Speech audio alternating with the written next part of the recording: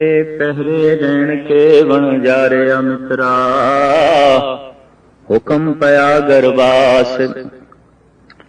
उर्ध तप अंतर करे बन जा रे मित्रा, खसम से ती अरदास। खसम से ती अरदास वखाणे, उर्ध ध्यान लिव लागा। नामर जादाया कल भीतर, बहुड़ जासी नागा। जैसी कलम मुड़ी है मस्तक, तैसी जियड़े पास। कहो नानक प्राणी पहले पहरे, हुक्म पया गरबास। जीवन रूपी रात दा पहला पैर माता दे गर्भ तो आरंभ होया। यही जन्म से और ये जन्म काल आनंदमयी सी। ये जन्म काल समाधि लीन सी। माता दे गर्भ दे प्रवेश हो गया, जन्म हो गया, पर ये प्रवेश, ये जन्म समाधि लीन सी। जीवन भर जिहड़ा जीवन बचपन जवानी ते बुढ़ेपे दे दौर तो लंघदा है, फिर बचपना, फिर जवानी, फिर बुढ़ेपा, उसे ही आहोश नूं जीवन भर लभदा रहिंदा है। उसे ही गुफा नूं, उसे ही समाधि नूं, उसे ही आनंद नूं, उसे ही रस नूं। जन्म काल सारियां दा आनंदमई है, जीवन दुखदाई है। जन्म काल ते सारियां दा देवमई है, जीवन दैंतपना हो जाता है। जन्म काल ते सारियां दा प्रकाशमई है, पर जीवन अंधकार हो जाता है। जन्म दे ते सारे भगवान की तरह होंदे ने, पर जीवन शैतान हो जाता है। जीवन रूपी रात दा पहला पैर व्यतीत होया भगवान की तरह, बिल्कुल देवमई, समाधि लीन एक संत, या इंज कह लो सारी दुनिया दे संत बनने का जो ख्याल पैदा होया, भगत बनने का जो ख्याल पैदा होया, ईश्वर की प्राप्ति की जिहड़ी चाहत पैदा हुई, इस दी सब तो पहले अनुभूति माता दे गर्भ विच होई सी। सब तो पहला आनंद इसने माता दे गर्भ विच माणिया सी। जीवन रूपी रात दा दूसरा पैर हुण जीवन प्राप्त हो गया है। ते प्राप्त होंदियां की होया है? साहिब श्री गुरु नानक देव जी महाराज इसनूं इस ढंग नाल बयान करते ने, दूजे पैरे रहन के वन जा रहा मित्रा, विसर गया ध्यान। वो जिहड़ी ध्यान की एकाग्रता सी भंग हो गई। उस जो सुरत जुड़ी हुई सी टुट गई, समाधि भंग हो गई। आम असी सुनते हैं किसे योगी दी, किसे संत दी जब समाधि भंग होवे क्रोधित हो जाता है, उत्तेजित हो जाता है, और जेड़ा भी उसकी समाधि भंग करे कई दफा ऐसा देखने दे चाहे उन्होंने श्राप देने ते उतरता है।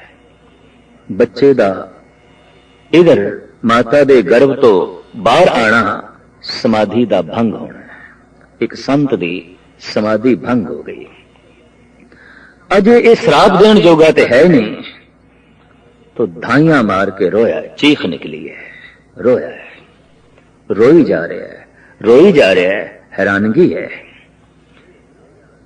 ये बाहर आंदे ही रोन लग पे, ये संसार विच आंदे ही रोन लग पे, जीवन प्राप्त होया है, ये रोन लग पे।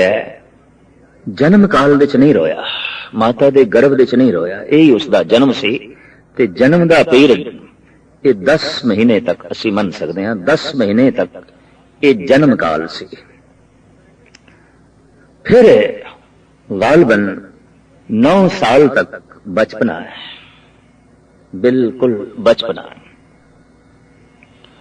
फिर अगां कोई 35-40 साल तक जवानी है, युवा अवस्था है। फिर जवानी तो पैर खिसकदा है, बुढ़ेपे दे जो है कदम जो है पैंदे ने। इस तरीके नाल 4 पड़ावां तो साडा ये जीवन लंघदा है। प्रथम जन्म, ये पीरियड, ये अवसर 10 महीने दा है। 10 महीने की लंबी समाधि कहंदे ने, अगर इतनी लंबी समाधि कोई जीवन काल विच प्राप्त कर लवे तो उसने अपने आद नूं लभ लिया, उसने अपना पिछोकड़ लभ लिया। समाधि लगदी है किसी दी 10 मिनट, किसी दी 5 मिनट, किसी अभ्यासी दी 1 घंटा, किसी दी 2 घंटा, कदी कदी लखां दे चों, हजारां दे चों एक कद मनुख धार्मिक दुनिया च ऐसा पैदा हो जाता है जिसकी समाधि कई महीने लगती है, और जिसकी 9-10 महीने पूरी समाधि लग गई, समझ लो उसने अपना जन्म काल लभ लिया। ते जिसने उस जन्म नूं पकड़ लिया, उस जन्म नूं लभ लिया, फिर ऐसे जन्म विच मृत्यु होंदी ही नहीं। ये फिर जन्म ते मरण तो रहत हो गया जिहड़ा आम संसार विच चलदा है। उसनूं ऐसा जन्म लभ्या जिहदे च मृत्यु ही नहीं, उसनूं ऐसी दुनिया लभी जिस दे च मौत है ही नहीं। अमृत, मृत्यु तो रहत जीवन, उन्हें अमृत लग पिया।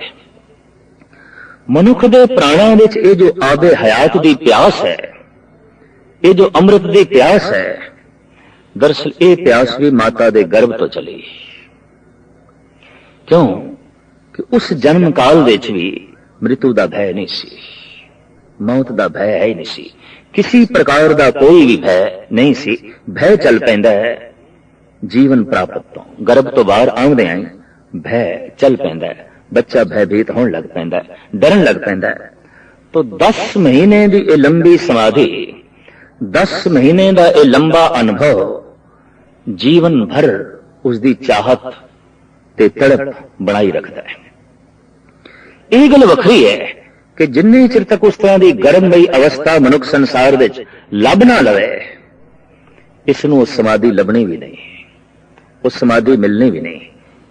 उस तरह की गर्ममई अवस्था नूं लभण लई जे कुछ साधक जंगलों की तरफ भजे, पहाड़ों की कंदरां की तरफ भजे, जमीन विच भौरे की तरफ जो है भजे, बयाबान उजाड़ अस्थानां दे उत्ते जो है भज पे, एकांत लभण की कोशिश की। एकांत दा ये अनुभव भी माता दे गर्भ ते चले है, उत्थे भी एक सी, एकांत सी, एक दे नाल जुड़िया सी, खुद भी एक सी, दूजा है ही नहीं सी, तीजा है ही नहीं सी, चौथे दी कोई है ही नहीं सी, भीड़ बिल्कुल नहीं सी।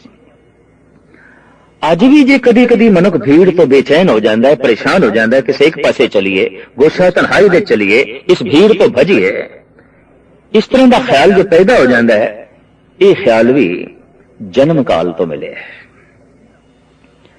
पर जैसे जीवन प्राप्त होया, जन्म काल तो बाहर आया, माता दे गर्भ तो बाहर आया, लिव टूट गई, ध्यान टूट गया, समाधि भंग हो गई। गुरु नानक देव जी महाराज जीवन रूपी रात दे इस दूसरे पहर नूं इस ढंग नाल बयान करते ने, दूजे पैरे रहन के वन जा रहा मित्रा, विसर गया ध्यान,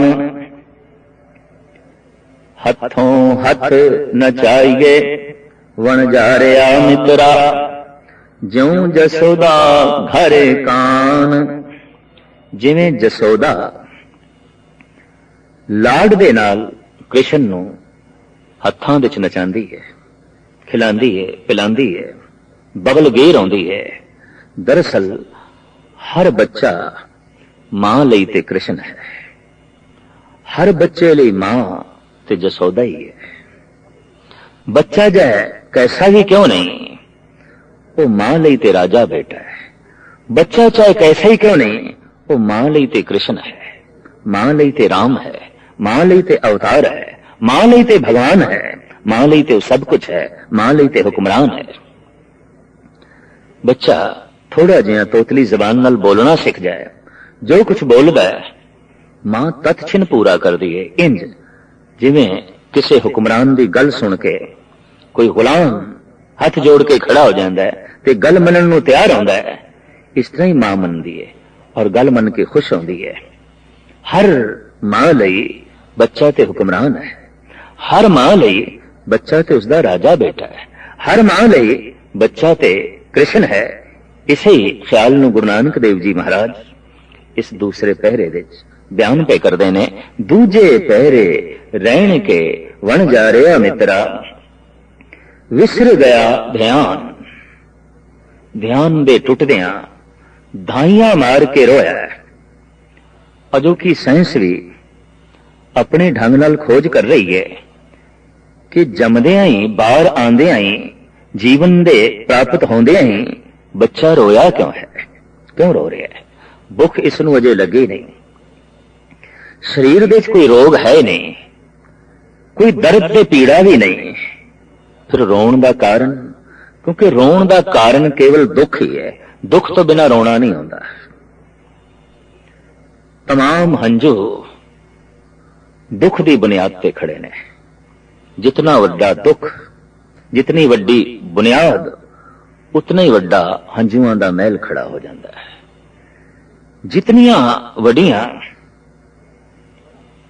दुखां दियां जड़ां हंजुआं दे पत्ते उतने ही ज्यादा हो जाते हैं। हंजू ते दुख तो ही निकलते हैं। जितना वड्डा दुख उतने ही हंजू। एक आलम दा ते ऐसा कहना है कि मनुख दी अखां दे चों अज तक जितने हंजू वगे ने उतना जल ते शायद 7 सागरां दे च भी नहीं है। मनुख इतना रोया है, इतना रोया है, इतना रोया है। रोण दा कोई कारण होना चाहिए, वो है दुख। तो इस बच्चे कुल की दुख है, क्यों रोया है, क्यों रो रहा है।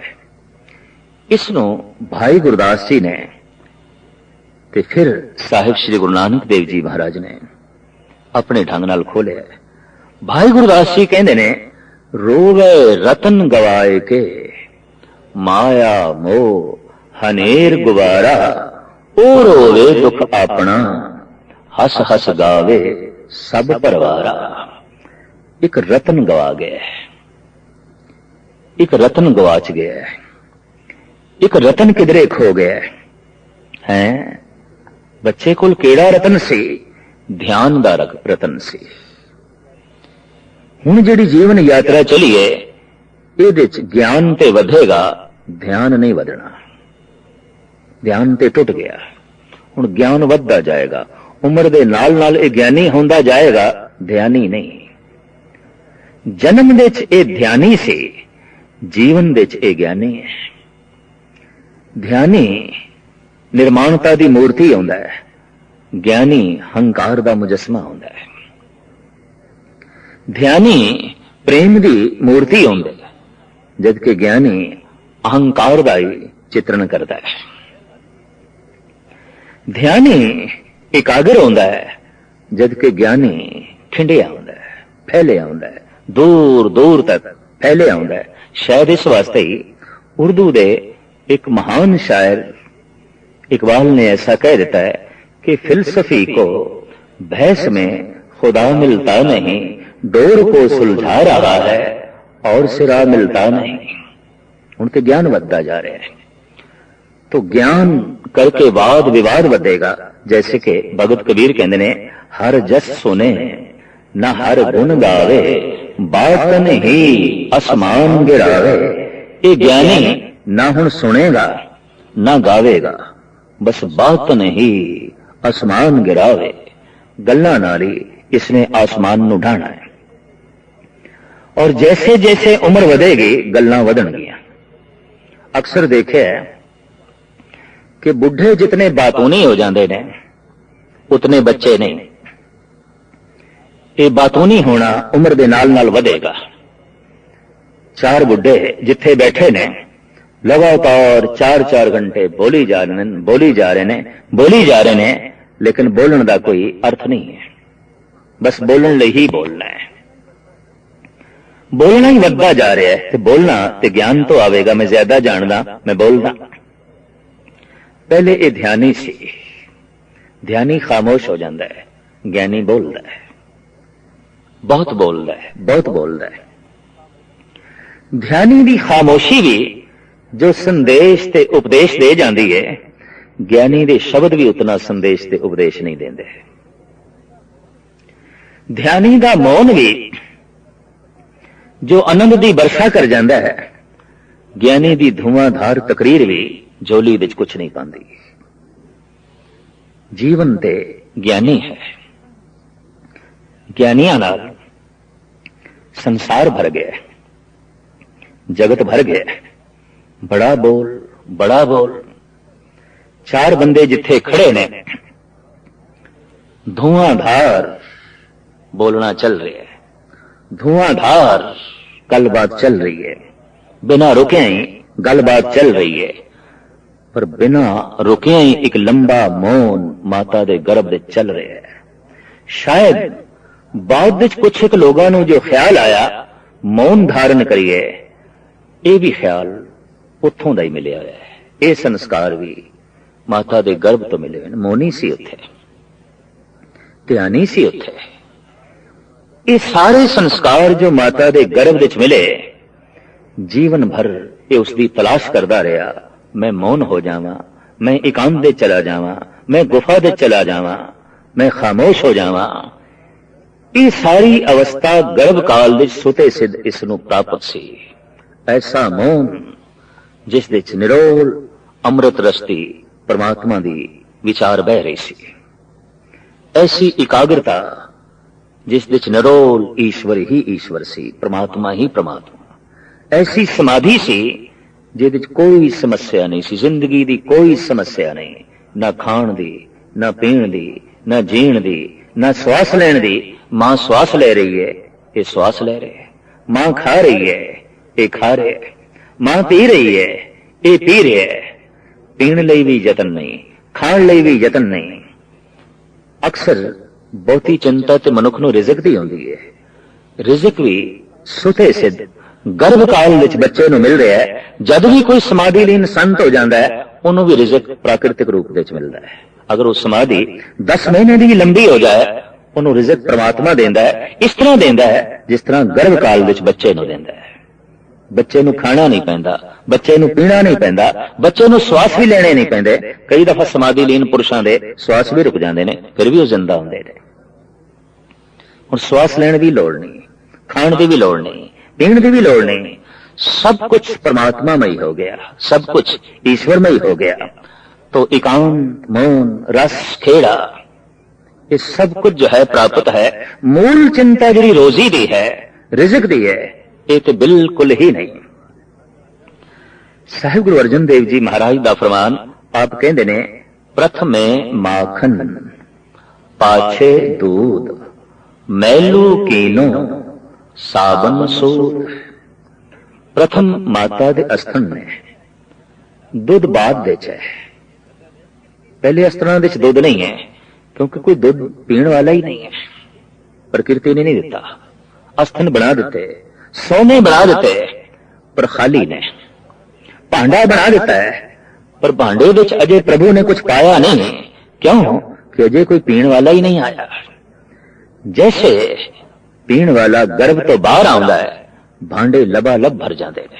कितनी वड्डी दया उसकी, कितनी वड्डी उसकी रहमत, कितनी वड्डी उसकी बख्शिश। इस वास्ते गुरु नानक देव जी महाराज कहते हैं कि पहले देते रिज़क संभाहा, पाछे देत जंतु उपाहा। जंतु बाद विच पैदा होंदा है, रिज़क पहले पैदा होंदा है।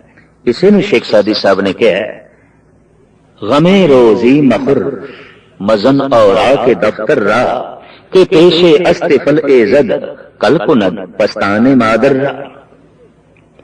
भूल के भी कदी रिज़क की चिंता ना करें। देखते सही बच्चे का जन्म बाद विच होया है, मां दे अस्थानां विच दुध पहले बन गया है। ईरान का सम्राट संत कितनी खूबी दे नाल, कितने सोहने शब्दां दे नाल जगत नूं जो है समझा रहा है।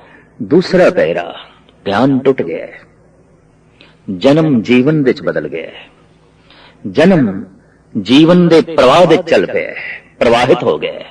पहले ठहरिया होया सी, हुण प्रवाहित हो गया है। पहले रुकिया होया सी, हुण चल पिया है।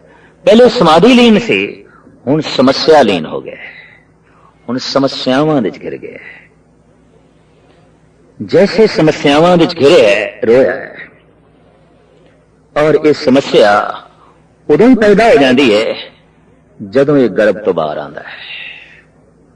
गर्भ तो बाहर आना ही समस्यावां दा जन्म होना है। इंज नहीं कहना चाहिए कि बच्चे दा जन्म होया है, समस्यावां दा जन्म होया है। इंज नहीं कहना चाहिए बच्चा जमे है, कुछ दुख जमने है, विपता जमी है, कलेश जमे है। क्यों? बच्चा ते रो पे है, रोना ते दुख तो होंदा है, रोना ते कलेश तो होंदा है। तो एक रतन गवाच गया इसके कोलों, वो सी ध्यान। तो माता दे गर्भ विच बच्चा ध्यानी है, जद के बाद विच सारा जीवन भर ये ज्ञानी बनने की कोशिश करेगा, ध्यानी बनने की नहीं। जन्म विच ध्यान है, जीवन विच ज्ञान है। ज्ञानी दा मन खिंडिया होवेगा, ध्यानी दा मन जुड़िया होवेगा। ज्ञानी चलाक होवेगा, ध्यानी भोला होवेगा। ज्ञानी दूसरिਆਂ ਨੂੰ धोखा दे सकता है, ध्यानी दूसरिਆਂ को धोखा खा सकता है। इतना अंतर है, इतना अंतर है जमीन आसमान का। कोई धोखा खा के खुश होता है, कोई धोखा दे के खुश होता है। जो धोखा दे के खुश होवे वो तो ज्ञानी है, ते जो धोखा खा के भी प्रसन्न होवे वो तो ध्यानी है। जीवन भर अगर मनुष्य कुछ तलाश भी कर रहे है, धार्मिक लोग कहते हैं ध्यान की तलाश कर रहा है। इस वास्ते कोई मंदिर जा रहा है, कोई गुरुद्वारे जा रहा है। किस लिए जा रहा है? ध्यान साधना करने लिए जा रहा है। और की है? ध्यानी बनने लिए जा रहा है। ज्ञानी तो है, विद्यालय ज्ञानी बना रहे हैं, स्कूल ज्ञानी बना रहे हैं, बड़े बड़े कॉलेज मनुख नूं ज्ञानी बना रहे हैं। ज्ञान की वर्षा ते चारों पासे हो रही है। कदम कदम ते स्कूल ते कॉलेज, कदम कदम दे ज्ञानियां दी भीड़। ज्ञान सिर दा बोझ बन के रह गया है, ज्ञान भार बन के रह गया है। जानते बहुत कुछ हाँ, जिस दे संबंध विच जानते हाँ उसकी प्राप्ति कोई नहीं, वो कोल नहीं है।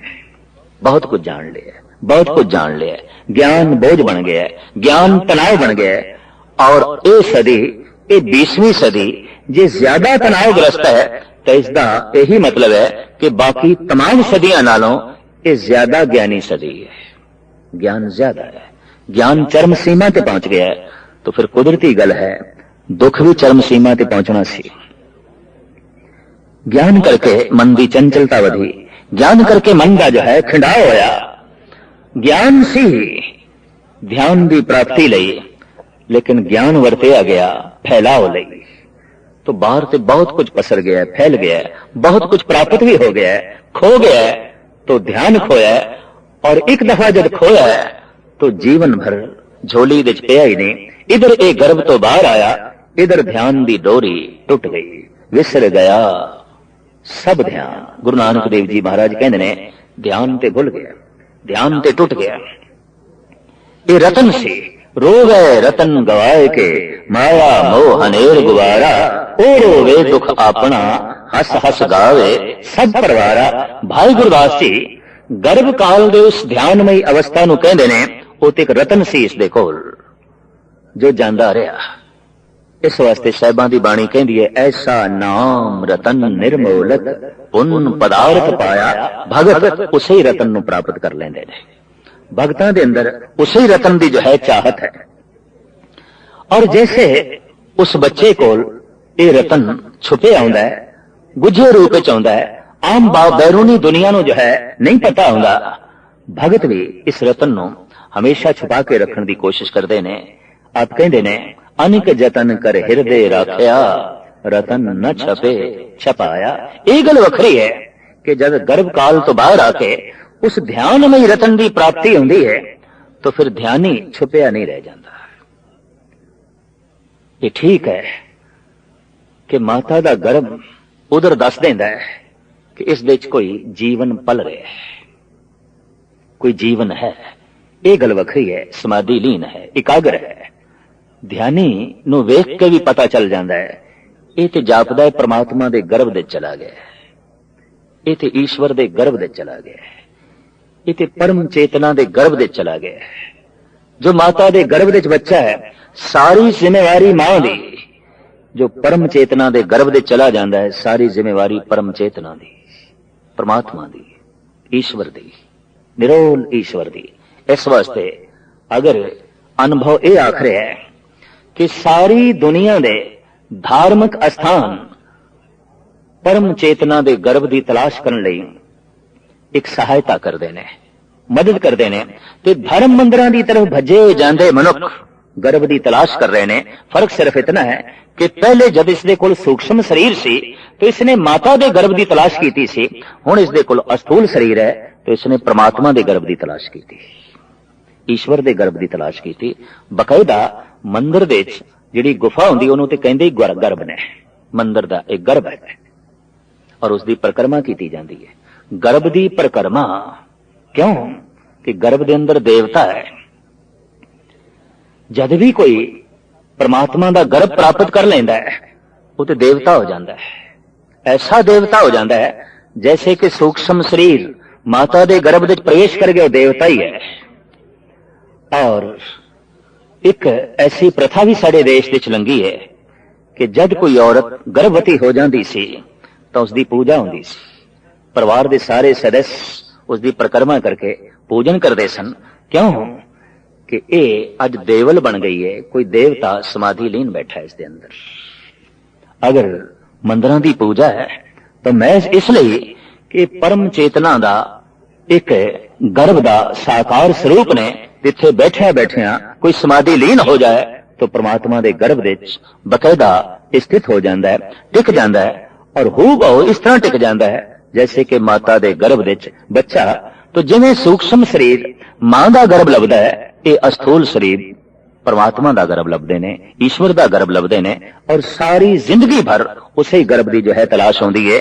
गर्भ से बाहर आते हैं, ये जो बच्चा रोया है बस उस ध्यान दे टुटन करके जो है रोया है। लिव छुटकी लगी तृष्णा माया अमर वर्ताया, दूजे पैरे रहन के वन जारिया मित्रा, विसर गया सब ध्यान हथों हथ नचाइए वन जारिया मित्रा, ज्यों जसोदा घर कान हथों हथ नचाइए प्राणी, मात कहे सुत मेरा चेत अचेत मूड मन मेरे, अंत नहीं किछ तेरा जिन रच रचया तिसे न जाने, मन भीतर धर ध्यान जियो कहो नानक प्राणी, दूजे पैरे विसर गया ध्यान जियो।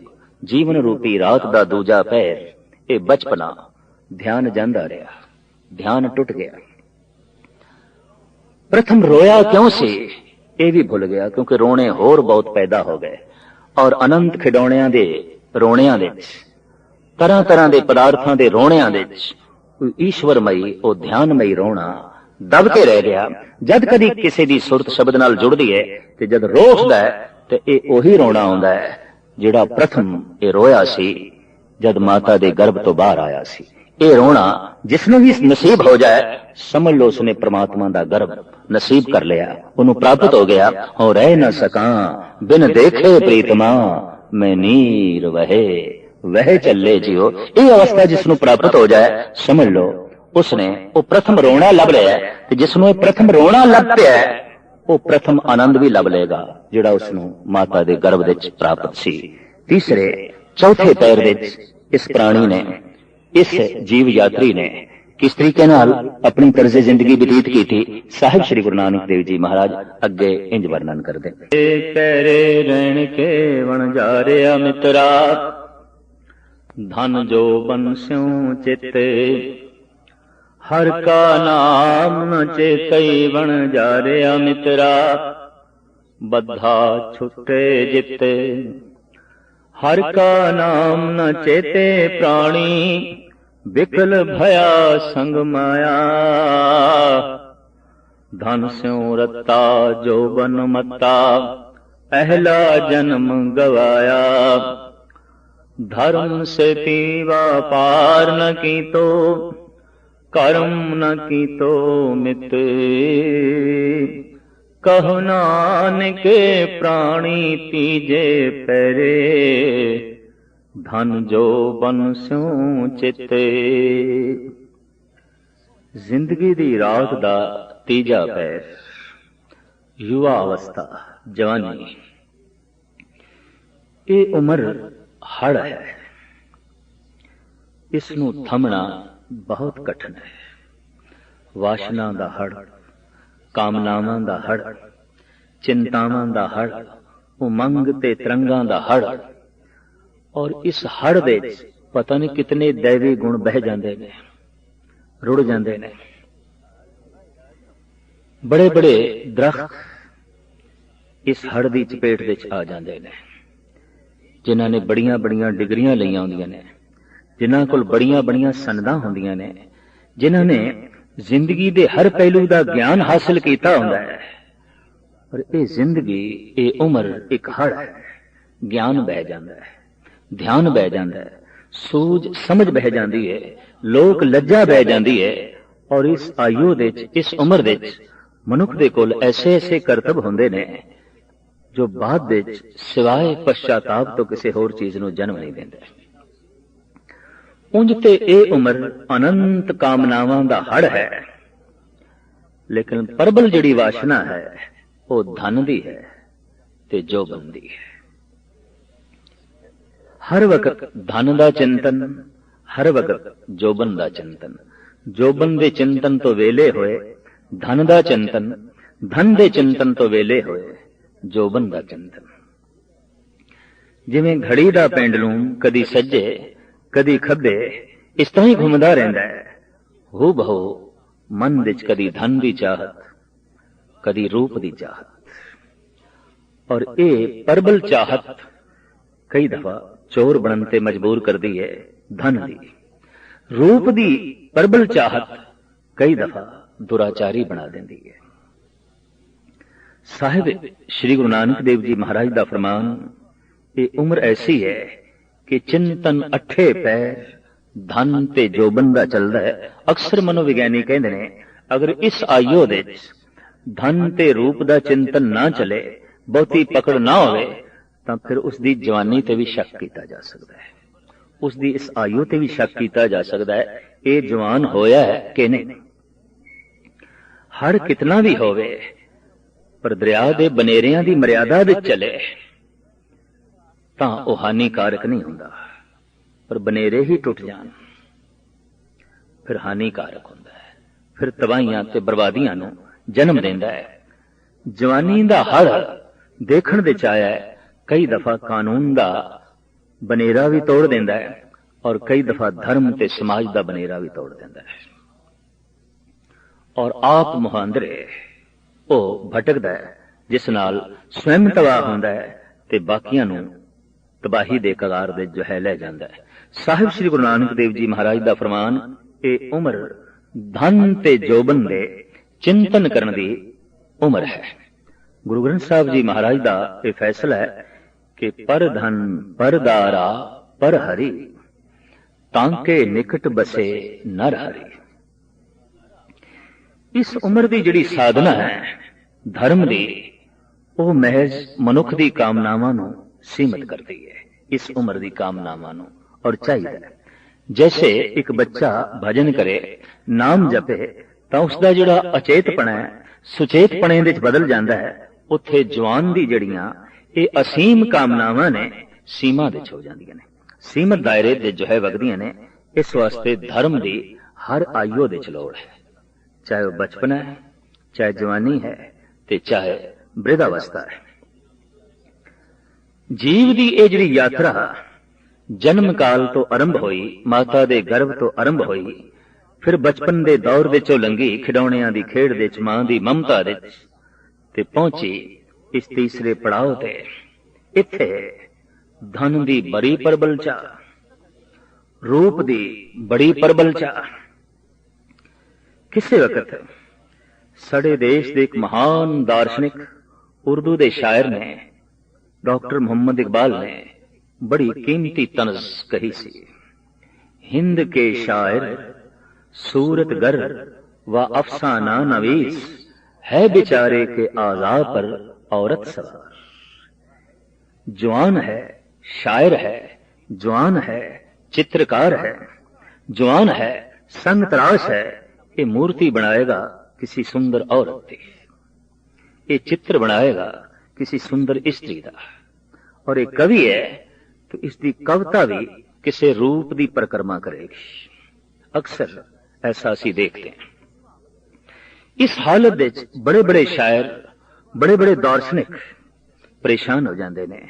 एक कारण कि हड़ ते आया होया ये वासना का बहाव बेचैन करके रख देंदा है, दुखद करके रख देंदा है। इकबाल स्वयं भी कहते हैं, कहां ले जाऊं दिल दोनों जहां में, इसकी मुश्किल है वहां हूरों की महफिल है, यहां परियों का मजमा है। जे मैं इस लोक तो अपनियां रुचियां हटा लवां, किसी तरीके नाल इस दुनिया नूं छोड़न दी कोशिश करां ते जन्नत दी प्राप्ति करां, पर जन्नत विच भी ते हूरां दा ही गढ़ है, हूरां दा ही जमा है। फिर यही परेशानी। दरअसल ये उम्र ही ऐसी है कि इसनूं परियां ते हूरां तो इलावा होर कुछ दिखाई ही नहीं देता। ये जिधर ही जाता है। कारण ऐसा नहीं है कि कुछ होर नहीं है। रस्ते सोने मकान भी ने, खिड़े हुए सोने फुल भी ने, तरह तरह के होर खिडौने भी ने, तरह तरह के होर रंग तमाशे भी हो रहे हैं। पर इस उम्र ते पहुंचे होया मनुख अगर सड़क ते लंघ रहा है, उहदी सोने मकान ते दृष्टि नहीं टिक सकती, सोहणियां कारां ते भी दृष्टि नहीं टिक सकती, किसी भी सोने फुल ते भी शायद दृष्टि ना टिके, पर किसी रूप ते, किसी सुंदर चेहरे ते इसकी दृष्टि टिकेगी, लाजमी टिकेगी। इस वास्ते साहिब श्री गुरु नानक देव जी महाराज कहते हैं, ये अवस्था ही ऐसी उम्र के अठे पैर हर वक्त धन ते रूप दा चिंतन, धन दा चिंतन, रूप दा चिंतन किसी हद तक इसनूं इस हालत विच लै जांदा है जिसनूं कहंदे ने खुमार, खुमारी, रूप दी खुमारी, धन दी खुमारी है, एक शराब दी भी खुमारी है, बाकी नशियां दी भी खुमारी, पर धन दी भी अपनी खुमारी है और रूप दी भी अपनी खुमारी है।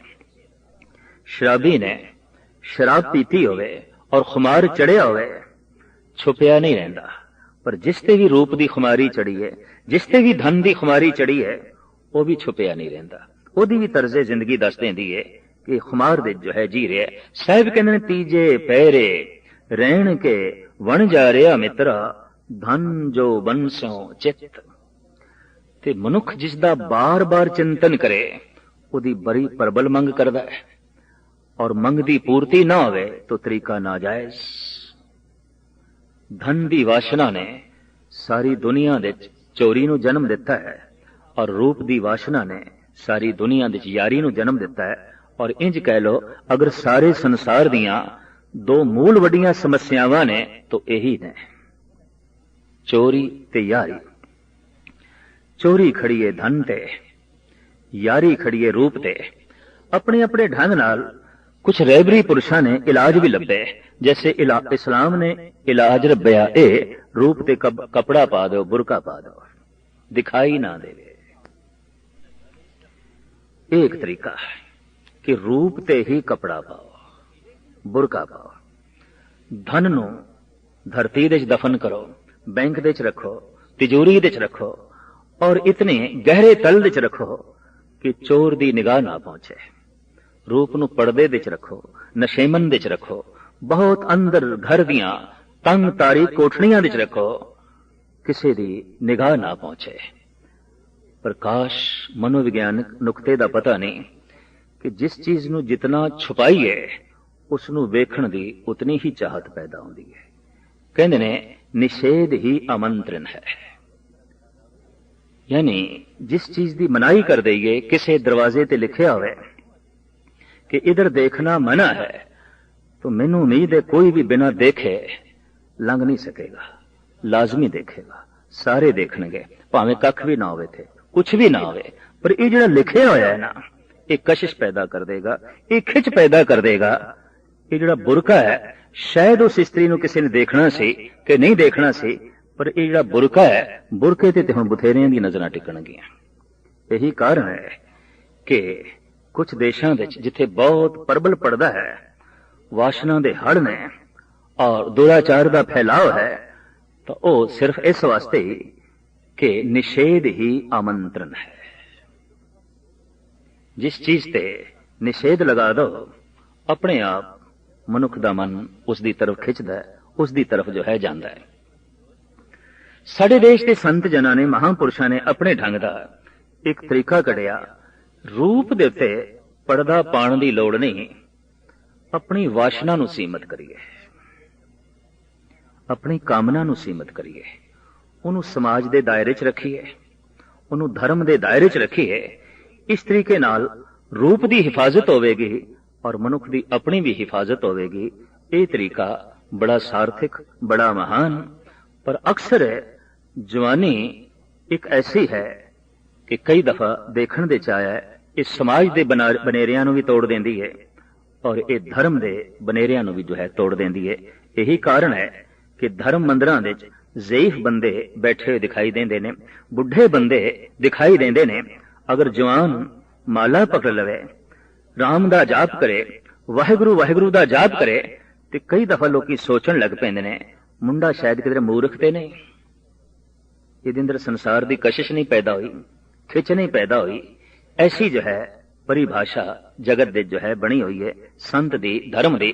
जबकि हकीकत यह है कि धार्मिक बंदा, संत बंदा, रब दे मार्ग ते चलण वाला जितना सियाणा है इतना होर कोई भी सियाणा नहीं। से सुंदर सोहणे साध संग जिन बहने। साहिब कहंदे ने तीजे पैरे रहण के वन जा रहा मित्रा, धन जो वन स्यों चित, हर का नाम न चेतई वन जा रहा मित्ता, बद्धा छुटे जित।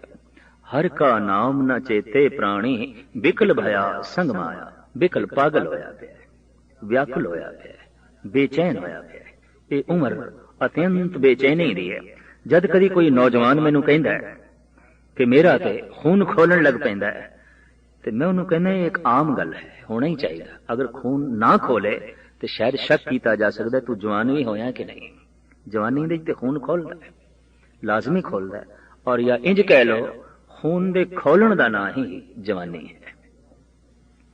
कितना भी खून खोले, कितना भी खून उबले, पर फिर भी अगर दायरे च रवे, सीमा दे च रवे, तो उबलदा होया खून भी बहुत कुछ कर सकता है। बड़ा सुंदर एक ख्याल है इकबाल का, वो कहते ने एक फूल गर जाए तो गुलिस्तान बन जाए, एक बूंद गर चाहे तो तूफान बन जाए। एक खून के कतरे में वो तासीर है, एक कौम की तवारीख का अनुमान बन जाए। इतनी खून दे बरकत है, इतनी खून दे जो है गल है। यही कारण है कि दुनिया दे जितनियां भी वड्डियां वड्डियां क्रांतियां होईयां ने या होणगियां, वो जवानां दे मोंढियां ते ही होंदियां ने। जवानां दे कंधियां ते ही क्रांतियां असवार होके गमन करदियां ने और आउंदियां ने। लेकिन अक्सर जवानां दी रहबरी कोई बुढ़ा ना कर रहा होवे तो ये क्रांतियां किसी हद तक तबाह भी हो जांदियां ने, बर्बाद भी हो जांदियां ने। कहंदे ने खून चाहिदा जवान दा और दिमाग चाहिदा बुढ़े दा। इसनूं अगर इस तरह जोड़ दिता जाए तो जीवन सफल हो जाता है, महान हो जाता है।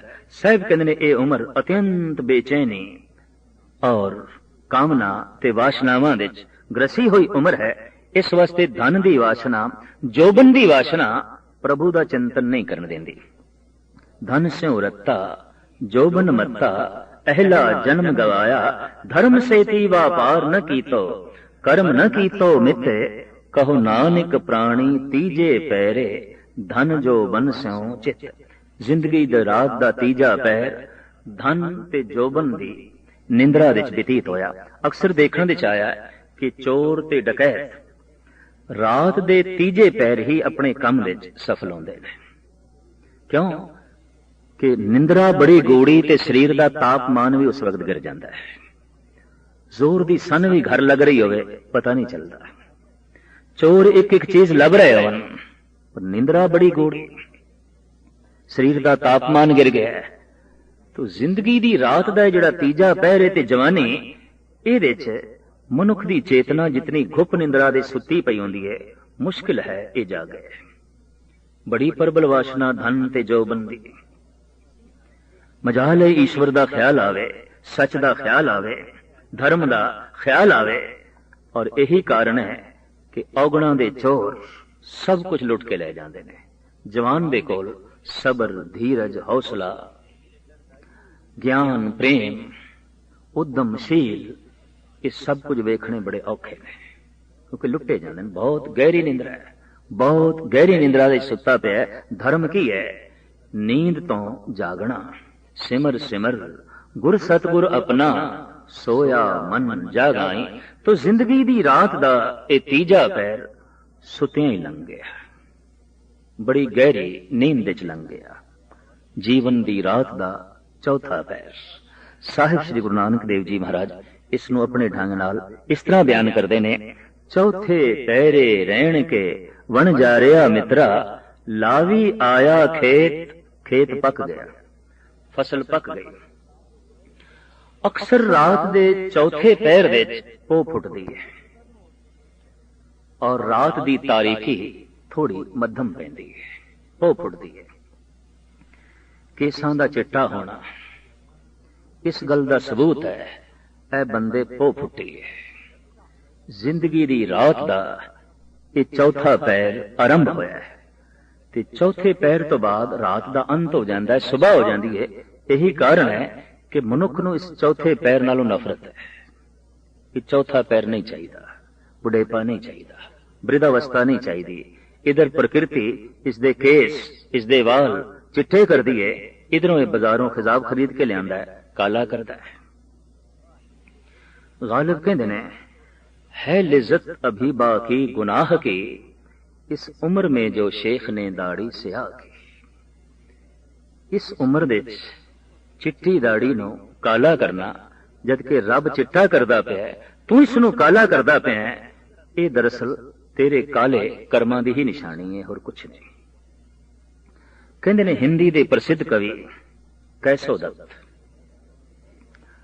बिंद्रावन तो मथुरा जा रहे सन। पुरानी गल, खूह दे कोलों लंघे, गर्मी दे दिन सन, सुते सिद्ध एक बीबी नूं तरस आ गया। उन्हें आवाज मारी, बाबा जी प्यास लगी होवे ते पानी पींदे जाओ, गर्मी बड़ी है, धुप दे च जा रहे हो। कैसो रोन लगता है, जारो जार, जिस तरह बिलक बिलक के बच्चा रोंदा है, इस तरह रोन लगता है। सारियां बीबियां जो खूह ते पानी भर रही सन कोल आईयां, कहन लगियां, बाबा जी असी कोई अवज्ञा कीती, साथों कोई भुल होई। जद सारियां ने बाबा आख्या तो पहले नालों भी जोर जोर ते भोबा मार के कैसो रोन लग पे।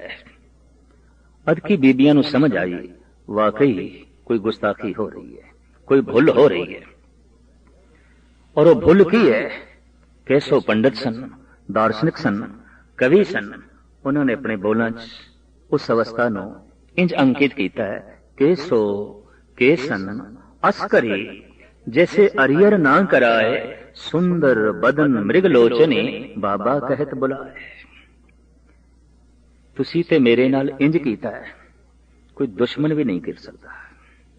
केसो केसन अस करी, जैसे अरियर ना कराए।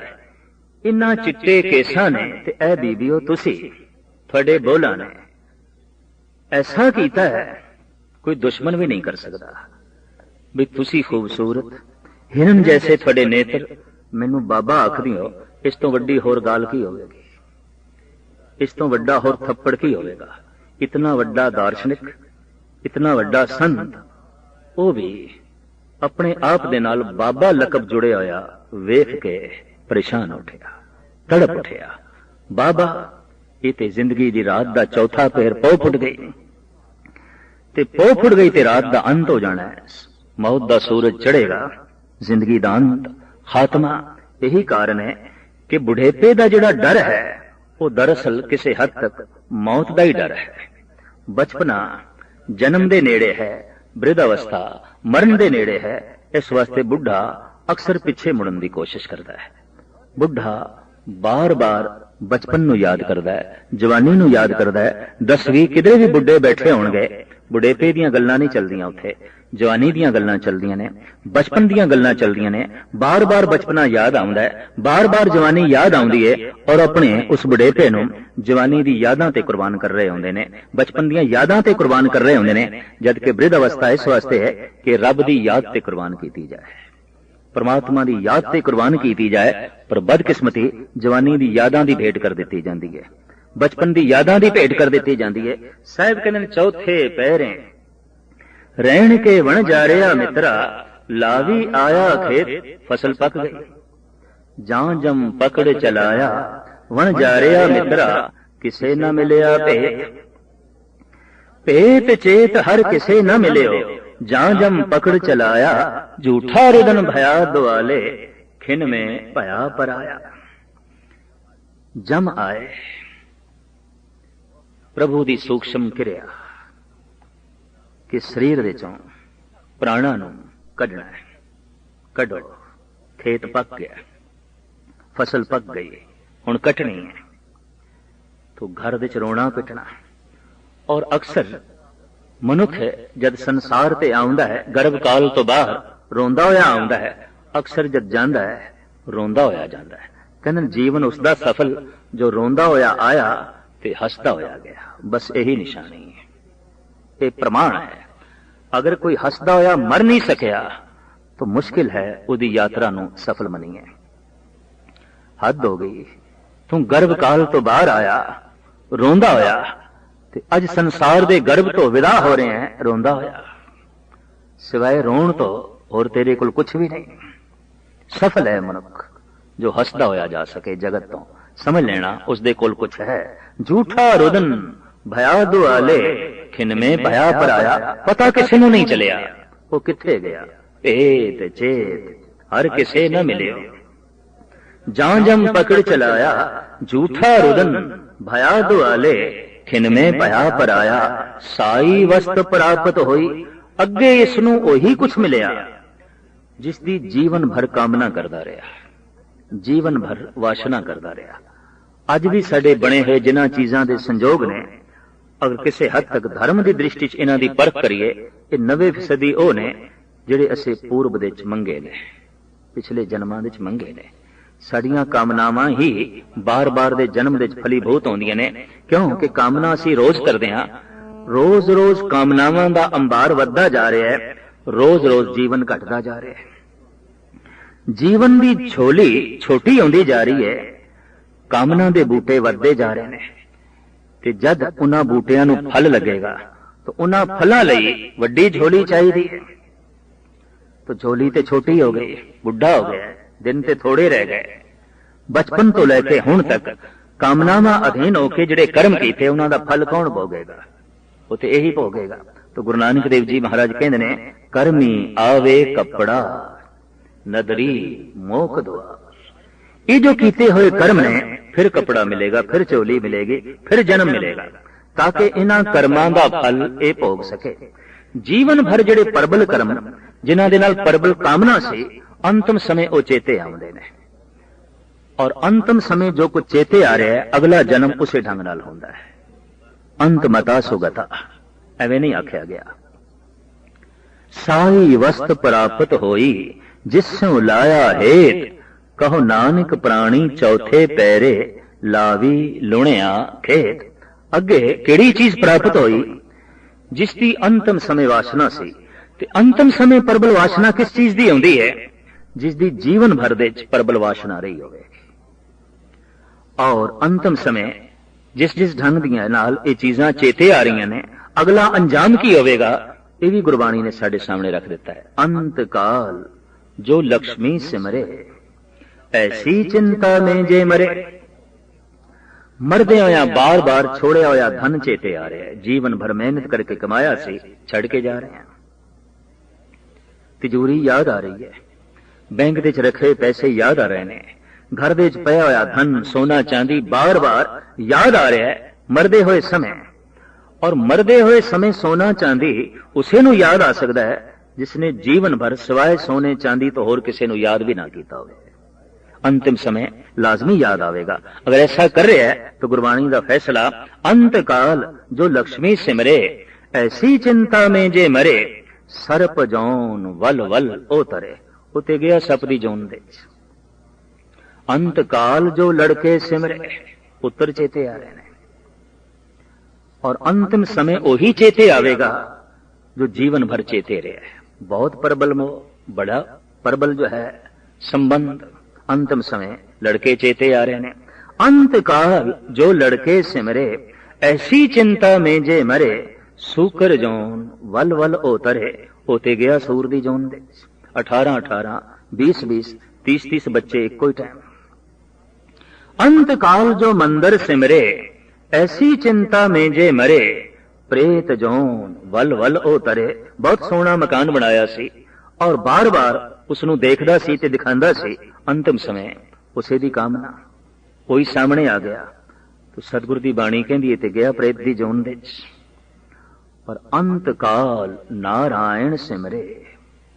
अंतिम समय रसना ते राम आ जाए, अंतिम समय रसना ते वाहिगुरु आ जाए। देखे ने ऐसे पुरुष, अंतिम समय रसना ते वाहिगुरु आ जाता है। वाहिगुरु वाहिगुरु। और सिर्फ रसना ते नहीं, अंदर भावना भी उसे दी होंदी है, अंदर चाहत भी उसे दी होंदी है। अगर ऐसा रसना ते उस परमात्मा का नाम आ जाए तो अंत काल नारायण सिमरे, ऐसी चिंता में जे मरे, बदत लोचन ते नर मुक्ता, पितंबर वांके हृदय बसे। बस मुक्त होने का यही सर्टिफिकेट है, यही प्रमाण पत्र है। अगर अंतिम समय नारायण चेते आ गया तो इस गल का सबूत है कि यह जीवन भर नारायण नू चेते करता रहे, वरना अंतिम समय आ नहीं सकता सी। लेकिन इसका खुद ते मरदे हुए प्राणी नू पता चल सकता है, दूजे तीजे नू नहीं कि अंतगता इसका की होया। लेकिन मरदा होया उसनू सब कुछ दिखाई दे जाता है। अगर उसनू नारायण चेते आ गया है, उसनू परमात्मा चेते आ गया है, तो श्री त्रिलोचन जी कहते ने मुक्त हो गया, ये जन्म मरण तो रहत हो गया। ये तो इस तरह नारायण विच लीन होया जैसे सूरज किरण मिले, जल का जल हुआ राम, ज्योति ज्योत रली, संपूर्ण थी आराम। जीवन यात्रा संपूर्ण हो गई, ज्योत दे ज्योत लीन हो गई। अगर नहीं लीन हुई फिर जन्म, फिर बचपना, फिर जवानी, फिर बुढ़ेपा, फिर मौत, और यात्रा बड़ी लंबी हो जाती है। जम जम मरे, मरे फिर जम्मे, बहुत सजाए पया देश लम्मे। इसे नू चक्कर कहते हैं, जन्म मरण का चक्कर, संसार का चक्कर। और अनंत काल तो मनुख इस चक्कर दे पे है। इस चक्कर तो निकलन का इको एक वसीला है, प्रभु दा नाम। और जो इस चक्कर दे चो निकल गया, जन्म मरण दे चो निकल गया, हुण जर्रा नहीं रहा, वो ते सूरज हो गया। वो हुण कतरा नहीं रहा, वो ते सागर हो गया।